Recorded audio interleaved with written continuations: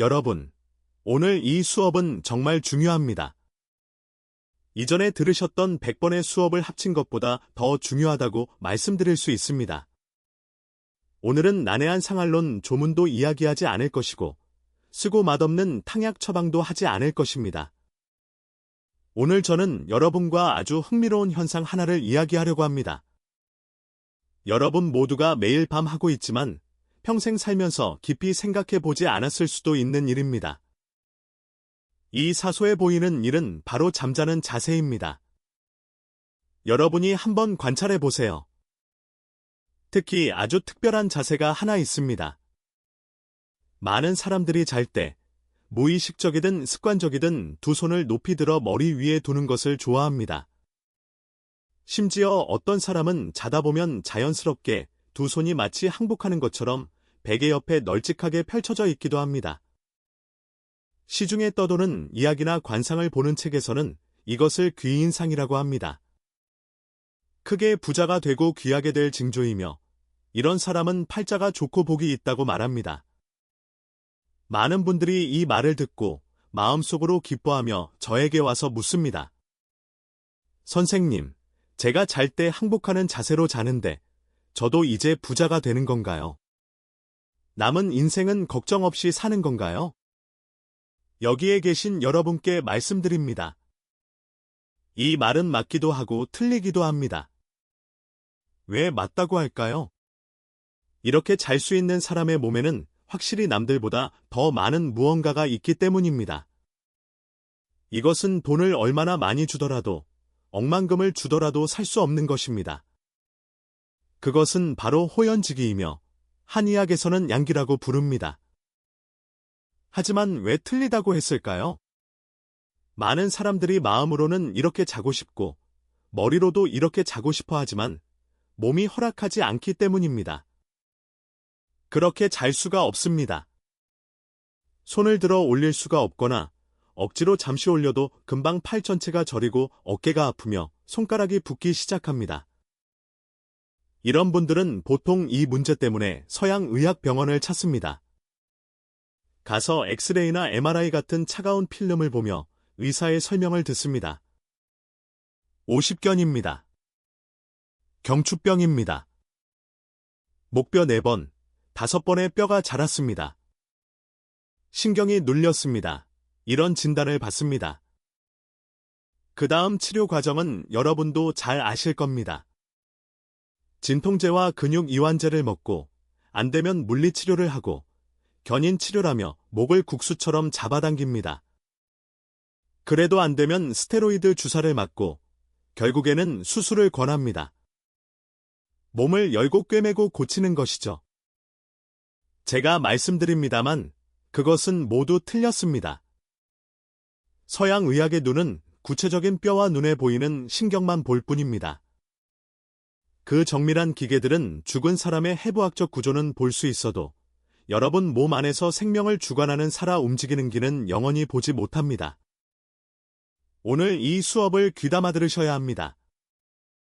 핸드폰은 다 꺼주세요. 만약 여러분이 이 손을 들고 자는 원리를 제대로 이해하고 깨닫는다면 간 질환이나 수면 장애, 유방 질환, 심지어 암 예방에 대해서도 절반은 통달하게 되는 셈입니다. 스스로 반쪽짜리 명의가 되는 것입니다. 먼저 간단한 질문을 하나 하겠습니다.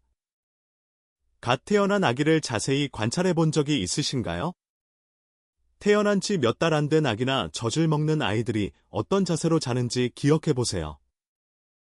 열이면 열, 거의 모두가 두 작은 손을 주먹 쥐거나 펴서 머리 위로 높이 들고 있습니다. 마치 위풍당당한 아기 호랑이 같습니다. 손을 이불 속으로 넣어줘도 잠시 후면 자면서 다시 손을 위로 올립니다. 왜 그럴까요? 아이가 꿈속에서 항복하는 꿈이라도 꾸는 걸까요? 당연히 아닙니다.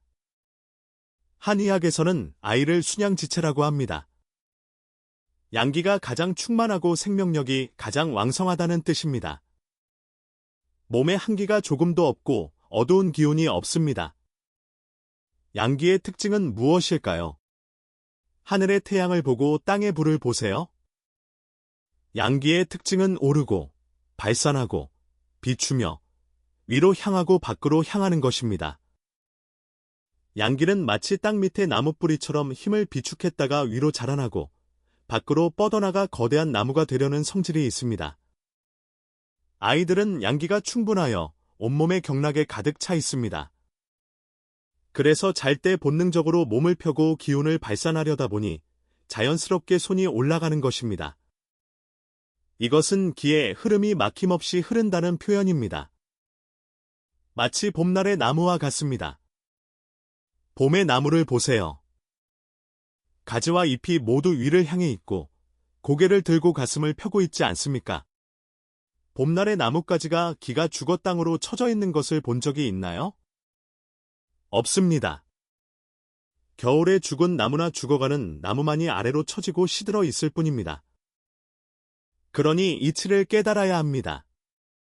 여러분이 50세, 60세, 혹은 7, 80세가 되어서도 잘 때 자연스럽게, 편안하게 손을 머리 위로 올릴 수 있고, 밤새 손이 저리지 않고 어깨도 아프지 않으며, 다음 날 일어났을 때 정신이 맑다면 축하드립니다.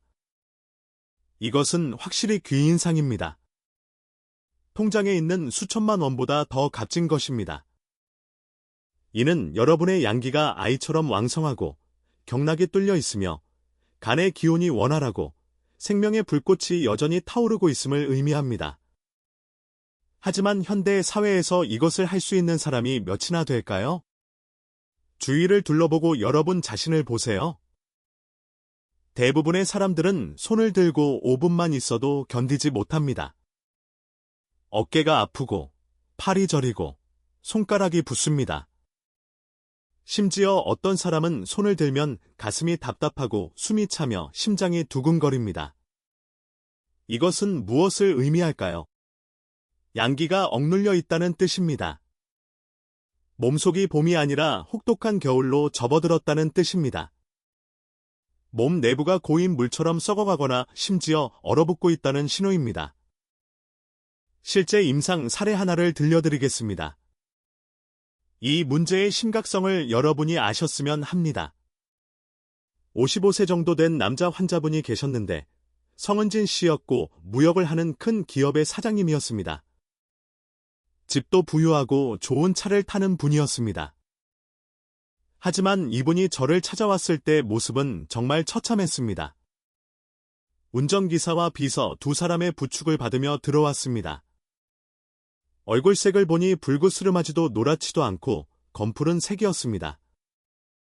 햇볕에 탄 검은색이 아니라 세수를 안 한 것처럼 어둡고 죽은 기운이 도는 색이었습니다. 한의학에서는 푸른색이 간을 나타낸다고 봅니다. 사람의 얼굴빛이 푸르고 윤기 없이 메말라 보일 때 간장에 큰 문제가 생긴 것입니다. 자리에 앉자마자 숨도 제대로 못 고르고 하소연을 시작했습니다. 선생님, 저는 지난 반년 동안 정말 사는 게 아닙니다. 돈을 이렇게 많이 벌면 뭐 합니까? 오른쪽 어깨가 너무 아파서 손을 들 수가 없습니다. 옷 입을 때도 아내의 도움을 받아야 하고 머리 빗질도 못합니다. 큰 병원에 가서 최고의 전문가를 찾고 정형외과에서 엑스레이를 찍었는데 심각한 오십견이라고 유착이 심하다고 했습니다. 주사를 맞으면 이틀은 괜찮다가 다시 아픕니다. 신경과에 갔더니 의사가 목 디스크가 신경을 누른다고 하고 뼈가 자라나서 수술을 해야 한다고 인공관절을 넣어야 한다고 했습니다. 하지만 칼을 대는 건 무서웠습니다. 척추에 칼을 대는 건 위험하잖아요. 마비라도 되면 어떡합니까? 그래서 수술은 안 하고 선생님이 난치병을 잘 고친다고 해서 찾아왔습니다. 제가 물었습니다. 사장님, 어깨 이야기는 잠시 접어두고 어깨 통증 말고 밤에 잠은 어떻게 주무십니까? 그가 한숨을 쉬며 말했습니다. 말도 마세요. 생각만 해도 슬픕니다. 젊었을 때나 반년 전만 해도 저는 한번 잠들면 누가 업어가도 모를 정도로 잘 잤습니다. 그리고 습관적으로 손을 머리 밑에 베거나 머리 위로 올리고 잤습니다. 그러면 정말 편하고 하루의 피로가 다 풀리는 것 같았거든요. 그런데 어깨가 아프기 시작한 반년 전부터는 손을 어깨 위로 올리기만 해도, 아니 머리 위까지 갈 것도 없이 조금만 들어도 겨드랑이 밑이 불에 달군 바늘로 찌르는 것처럼 아픕니다. 정말 뼈에 사무치는 고통입니다. 게다가 통증뿐만 아니라 갑자기 마음이 불안하고 숨이 막혀서 누가 목을 조르는 것 같습니다. 그래서 지금은 새우처럼 몸을 옆으로 웅크리고 베개를 끌어안고 잡니다. 밤새 불면증에 시달립니다. 이야기를 듣고 저는 감이 왔고 어떻게 치료해야 할지 알았습니다. 저는 그에게 말했습니다. 사장님, 제 말 잘 들으세요. 이 병은 오십견도 아니고 목 디스크도 아닙니다. 서양 의학은 머리가 아프면 머리를 보고 발이 아프면 발을 보지만 진짜 병의 뿌리는 어깨나 목에 있는 게 아닙니다. 진짜 원인은 사장님의 간, 그리고 담에 있습니다. 그는 깜짝 놀라 눈을 크게 뜨며 저를 쳐다봤습니다. 선생님, 겁주지 마세요. 매년 건강검진을 하는데 간 수치는 괜찮다고 했습니다. 간이 아픈 적도 없고요. 저는 쓴웃음을 지으며 말했습니다. 간이 아픈 걸 느낄 때쯤이면 저를 찾아올 필요도 없습니다. 그때는 이미 간암 말기라 신선이 와도 못 고칩니다. 간은 침묵의 장기입니다. 가장 잘 참고 견디는 장기라 위장처럼 배부르다고 팽창하거나 배고프다고 소리내지 않습니다. 간은 아프다고 소리치지 않지만 다른 방식으로 경락을 통해, 얼굴색을 통해, 그리고 수면 자세를 통해 주인에게 더 이상 견딜 수 없다고 신호를 보냅니다. 저는 그를 진료 침대에 눕게 하고 옷을 걷어 올린 뒤 오른쪽 갈비뼈 아래 부위를 손으로 눌렀습니다. 그곳은 기문혈이라고 하는 간 경락의 모혈, 즉 간의 기운이 모이는 곳입니다.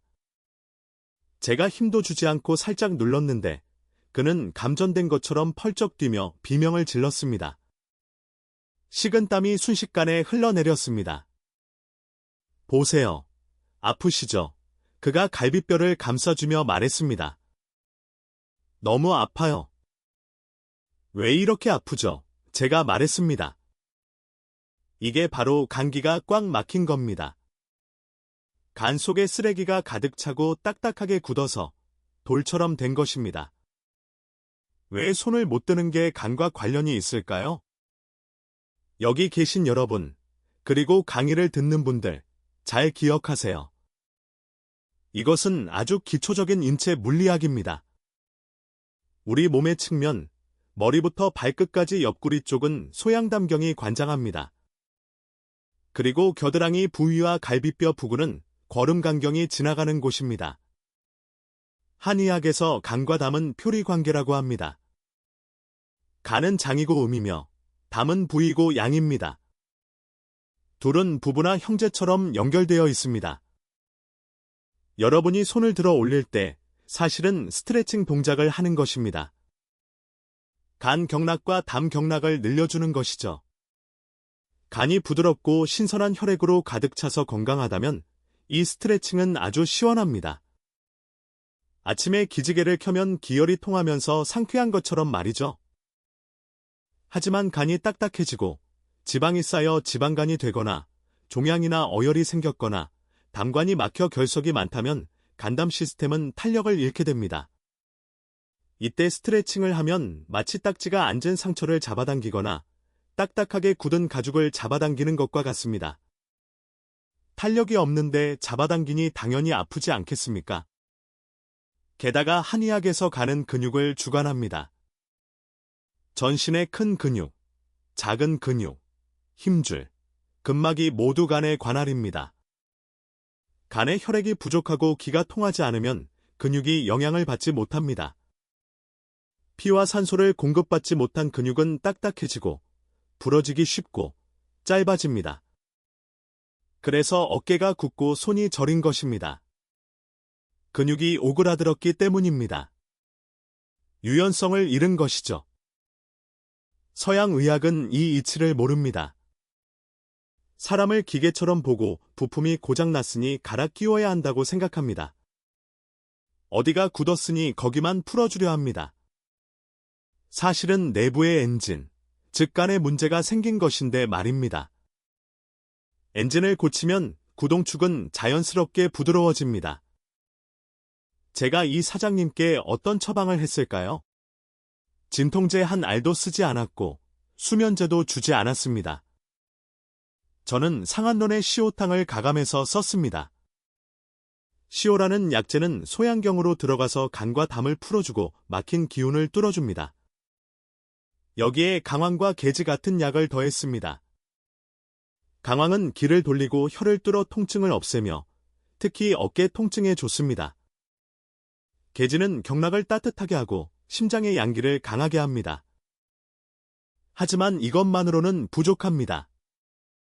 약만 먹어서는 안 됩니다. 저는 아주 엄숙하게 그의 코앞에서 말했습니다. 사장님, 살고 싶으시면, 손을 다시 들고 싶으시면 돌아가서 차가운 맥주, 생선회, 차가운 음료수를 싹 다 끊으세요. 그는 사업상 접대는 피할 수 없다고, 술을 안 마시면 사업이 안 된다고 했습니다. 저는 목숨이 위태로운데 무슨 사업이냐고 했습니다. 그 차가운 것들이 모두 음안의 기운을 가진 물질이라는 걸 모르십니까? 차가운 맥주 한 잔이 들어가면 온도가 몇 도나 됩니까? 내장은 37도인데 그 얼음물을 배 속에 붓는 건 뜨거운 기름솥에 찬물을 끼얹는 것과 같습니다. 양기가 순식간에 꺼져버립니다.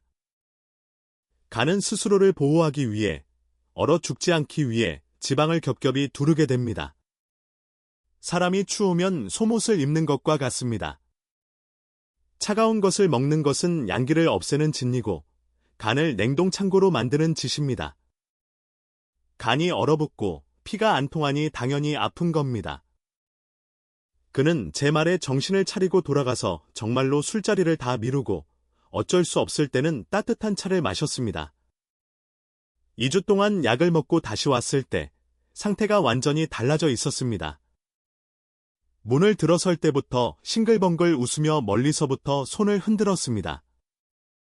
그것도 손을 높이 흔들었는데 전혀 힘겨워 보이지 않았습니다. 선생님, 정말 신기합니다. 약을 먹고 어깨가 안 아파요. 어제 저녁에 자는데 저도 모르게 습관적으로 손을 머리 위로 올렸는데 아침까지 한 번도 안 깨고 잤습니다. 손도 안 저리고 가슴 답답한 것도 사라졌습니다. 그분의 얼굴을 보니 검풀은 죽은 기운이 빠지고 불그스름한 기운이 돌기 시작했습니다. 축하합니다, 사장님. 간의 기운이 뚫렸고 혼이 제자리를 찾았습니다. 이 사례가 우리에게 무엇을 말해줄까요? 손을 들고 잘 수 있느냐 없느냐는 간과 담의 기능을 점검하는 시금석이라는 것입니다. 그래서 제가 처음에 이것이 귀인상이라고 한 것입니다. 몸이 통하고 간담이 깨끗하며 양기가 충분한 사람만이 누릴 수 있는 자세이기 때문입니다. 이것은 미신이 아니라 가장 심오한 생리학이고 물리학이며 인체의 도입니다. 자, 두 번째 사례를 이야기하겠습니다. 더 특별한 경우인데 여성분에 관한 이야기입니다. 특히 45세 이상으로 갱년기를 겪거나 평소 스트레스를 많이 받고 화를 잘 내는 여성분들은 잘 들으세요. 48세 정도 된 여성 환자분이었습니다. 아주 미인이셨는데 미간에 항상 근심이 가득하고 마치 전 세계가 자신에게 빚이라도 진 표정이었습니다. 어깨 통증 때문이 아니라 가슴에 딱딱한 멍울이 잡혀서 왔습니다. 매우 불안해하며 울먹이는 목소리로 말했습니다. 선생님, 왼쪽 가슴에 땅콩만한 딱딱한 게 만져지는데 움직이기도 합니다. 병원에 갔더니 조직 검사를 하라고 하고 유방암이 의심된다며 예방적 절제까지 권했습니다. 너무 무섭습니다. 그러면서 그녀는 한 가지 디테일을 이야기했습니다. 최근에 이상한 일이 있는데 잘 때 왼쪽 손을 머리 위로 올릴 수가 없다는 겁니다. 올리기만 하면 겨드랑이 밑에 불이 붙은 것 같고 유방 옆에 밧줄이 매달린 것처럼 심장까지 당기고 아프다고 했습니다. 여성 여러분, 여성의 유방 문제는 간, 그리고 심장과 절대 뗄 수 없습니다. 서양 의학은 유방을 독립된 기관으로 보고 뭐가 생기면 잘라내려 하지만 완전히 틀렸습니다. 한의학에서 유두는 간에 속하고 유방은 위장에 속합니다. 하지만 더 중요한 경락이 있는데 바로 심포경과 심경입니다. 이들은 팔 안쪽을 지나 겨드랑이를 통과합니다. 제가 물었습니다. 평소에 화를 잘 내시나요? 속으로 사귀는 편인가요? 집안일이 마음에 안 들어도 참고 속으로만 끙끙 앓으시나요? 그녀는 고개를 격하게 끄덕였습니다. 맞아요, 선생님. 남편은 집안일도 안 하고 잔소리만 하고 아이는 사춘기라 말도 안 듣고 매일 가슴에 큰 돌덩이가 얹어 있는 것 같아요. 바로 그겁니다. 여성은 간을 선천의 근본으로 삼습니다. 화를 내면 간기가 막힙니다. 간은 소설 기능을 주관하는데 소설이란 몸 안의 통로를 열어주는 것입니다. 화를 내면 간이 막히고 피가 흐르지 못합니다. 제가 여러 수업에서 말했지만 충격적으로 들릴 수도 있는 사실이 있습니다. 여성의 모유는 바로 월경의 전신입니다. 틀린 말이 아닙니다. 모유가 바로 하얀 피입니다. 수유를 하지 않을 때 심장은 이 모유를 충인맥을 통해 자궁으로 내려보내 붉은 월경으로 배출시킵니다. 여기에 무엇이 필요할까요? 심장의 힘, 심장불의 기운인 심화가 필요합니다. 심장의 힘이 충분하고 심화가 족하면 월경이 정상이고 유방에 남는 것이 없습니다. 하지만 매일 화를 내서 간기가 막혀 통로가 닫히고 40대, 50대가 되어 심장의 양기가 부족해지면 그 모유가 내려가지 못합니다. 어디로 갈까요? 유방과 림프에 머물게 됩니다. 이 오래된 영양분이 몸의 한기, 습기와 만나 시간이 지나면 변질되어 딱딱한 덩어리가 되고 서양 의학에서 말하는 종양이 되는 것입니다. 그래서 손을 들 수 없는 이유는 겨드랑이 림프, 즉 한의학의 극천열 부위가 이 오래된 찌꺼기와 담음, 어혈로 막혀버렸기 때문입니다. 쓰레기장이나 다름없습니다. 손을 들면 그 쓰레기장이 압박을 받고 유착된 조직이 당겨지니 당연히 아프고 가슴이 두근거리는 것입니다. 저는 이 환자분께 금괴혈약에 나오는 과로의 백개지탕을 썼습니다. 심장의 양기를 통하게 하고 흉비, 즉 가슴 막힘을 뚫어주는 처방입니다.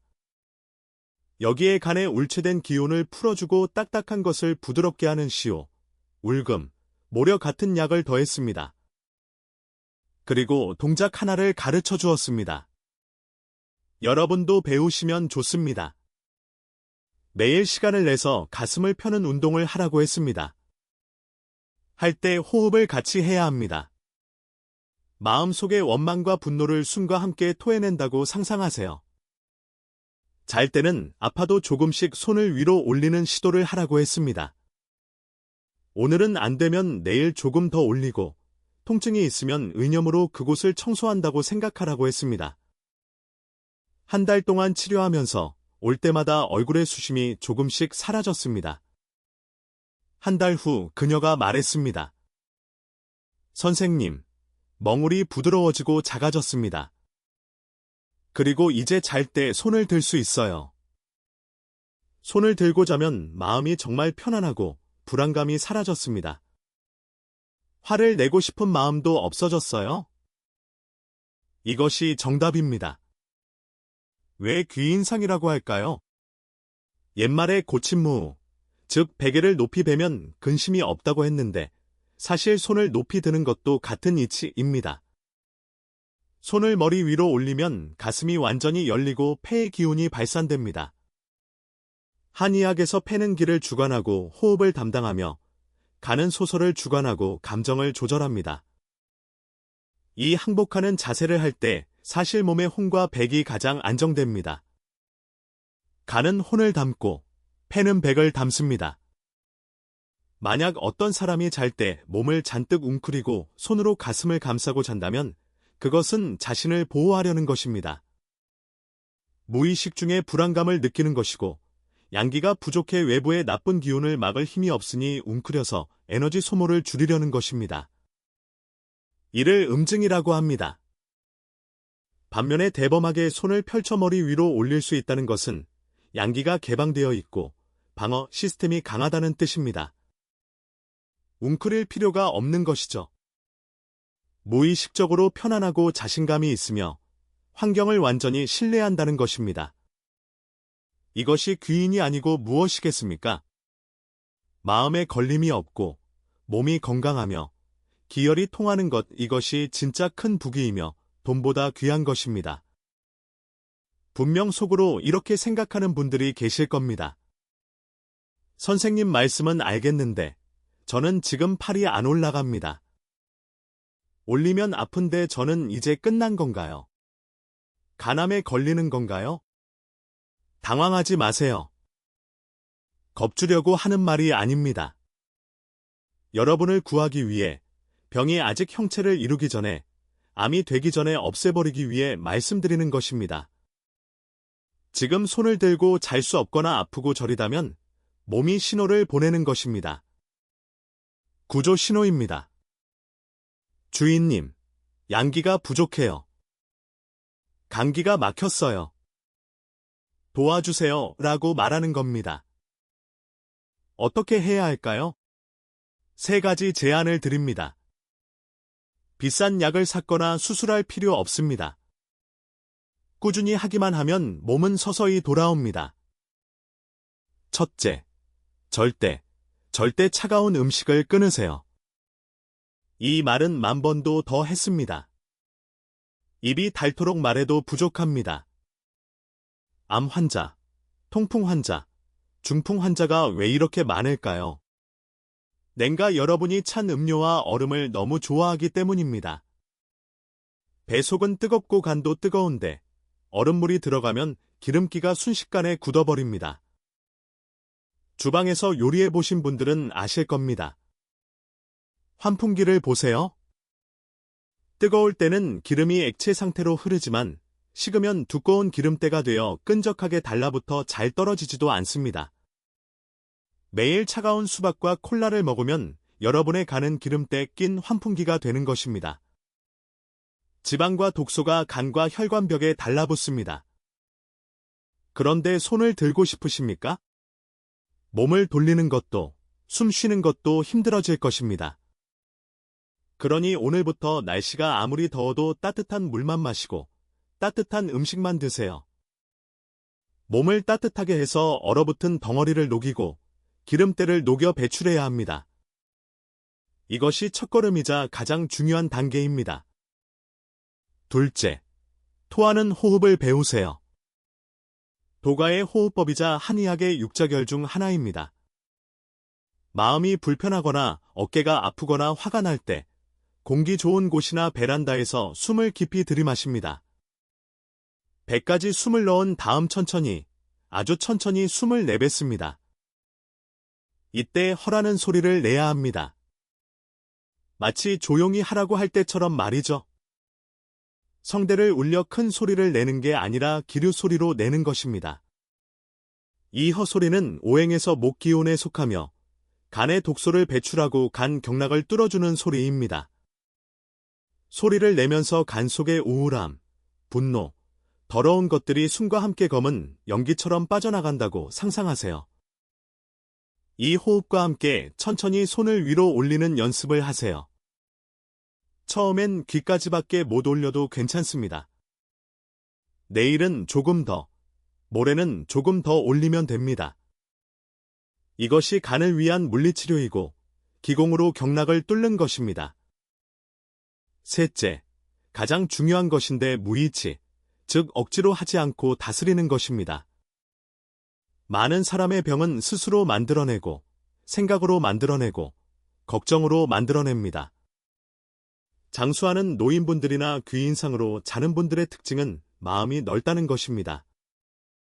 일이 생기면 해결하고, 안 되면 하늘이 무너져도 솟아날 구멍이 있겠지 하며 일단 잡니다. 밤에 자면서도 내일 주식이 떨어질까, 가들이 불효하지 않을까, 겹집 사람이 내 욕을 하지 않을까, 걱정하면 뇌가 모터처럼 계속 돌아갑니다.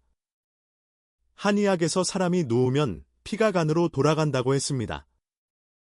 누워서 피가 간으로 돌아가 간을 고치고 영양을 줘야 하는데 뇌가 계속 돌아가니 피가 머리에만 있습니다. 그러니 간은 피가 말라버린 말은 나무가 됩니다. 탄력 없는 말은 나무는 꺾으면 부러집니다. 어떻게 늘어날 수 있겠습니까? 잠잘 때는 죽은 사람처럼 자야 합니다. 말이 좀 거칠지만 진리입니다. 침대에 누우면 모든 일을 내려놓고 손을 올리거나 자연스럽게 펼치고 이렇게 말하세요. 오늘 하루는 지나갔다. 내 몸은 충전해야 하고 내 영혼은 쉬어야 한다. 마음을 넓게 가지면 경락은 저절로 부드러워지고 기혈은 자연스럽게 흐릅니다. 마지막으로 노인분에 관한 사례 하나를 들려드리며 용기를 드리고 오늘 수업을 마치겠습니다. 이것은 단순한 사례가 아니라 인생의 경지입니다. 미국 진료실에서 만난 85세 할머니였습니다. 본인이 아파서 온 게 아니라 손자가 아파서 같이 오셨습니다. 할머니 얼굴이 불그스레하고 목소리도 우렁차고 걷는 것도 바람을 일으키듯 활기차서 80대 노인 같지 않고 60대 같았습니다. 호기심에 여쭤봤습니다. 어르신, 연세가 어떻게 되세요? 웃으시며 85세라고 하셨습니다. 어디 편찮으신 데는 없나요? 약 드시는 거 있나요? 했더니 평생 약 먹는 걸 제일 싫어하고 잘 먹고 잘 자서 건강하다고 하셨습니다. 그래서 제가 잠자는 자세를 물었습니다.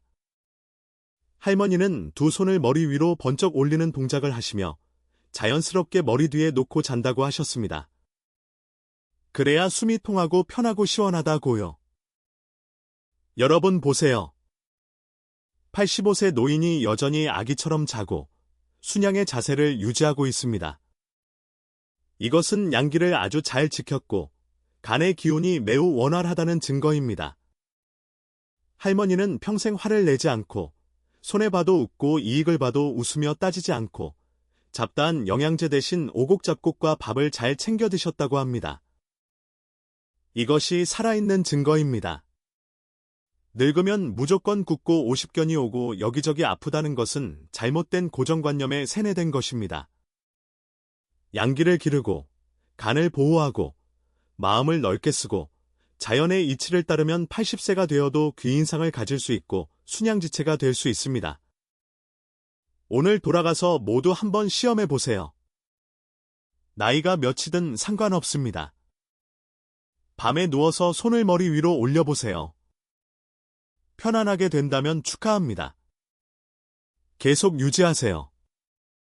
몸을 망가뜨리지 말고 찬 것 먹지 말고 밤새우지 마세요. 만약 안 된다면 아프고 저리거나 안 올라간다면 오늘 제 말을 기억하세요.